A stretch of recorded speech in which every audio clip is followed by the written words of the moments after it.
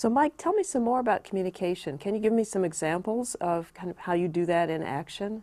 Sure. So for many of our big projects, we actually convert them from what we call grants to cooperative agreements. And perhaps the word cooperative and agreement, they really do mean something, which means that there is, effectively, our project officers become a part of the research team in one sense.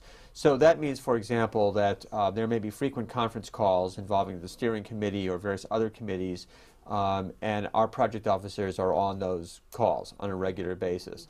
We also, of course, encourage our investigators to get in touch with us about anything, to let us know about problems that are coming up, even if they may seem relatively trivial. We had a case a week or two ago where our investigators were having problems getting some pamphlets printed, which may, in the overall scheme of a large-scale trial, is a pretty small thing. But on the other hand, we had to get this done in order for the next step to happen. And the key thing was that we found out about this very quickly, so we were able to deal with this, and it didn't become a major hindrance to moving this forward.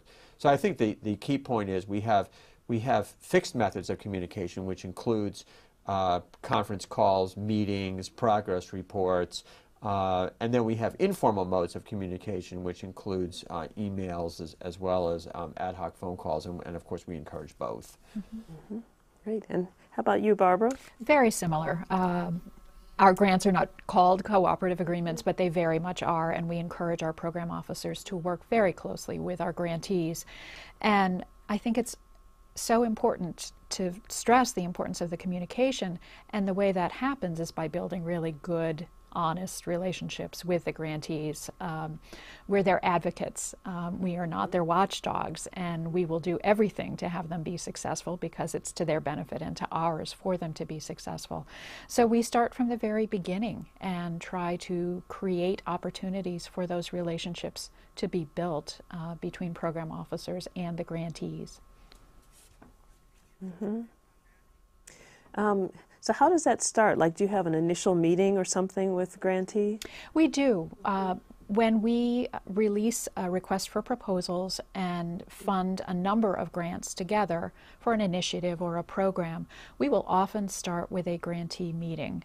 And so at that grantee meeting, we not only have the opportunity to meet the grantees if we don't know them beforehand, but we kind of get to re-meet some of them in this new context of the new program, and we really provide opportunities for the grantees to meet one another, because part of creating the relationship and the honesty and the sort of means of communication is to create that atmosphere for all of the grantees as they're doing that work, because they all begin to understand that that's what we really mean. We do want to hear what's going well, what's not going well, and how can we work on that. So we start with grantee meetings, and typically we will continue to meet on a regular basis, so 3 or 4 times a year. Of course, we're in a single state, so we're able to do that. But other times, if we can't meet in person, we'll do grantee meetings by phone to try to build those relationships. We also will have one-on-one communication, both formalized and informal. For instance, when our grantees submit reports, we will make sure that program officers follow up within a month or so to just chat about the report, what was in it, what might not have been in it, are there questions that were raised for the program officer when they read it, so that that communication is happening on a really regular basis, and we're using the reporting tools not as a punitive kind of thing in any way, but really as a developmental kind of a process. Mm-hmm.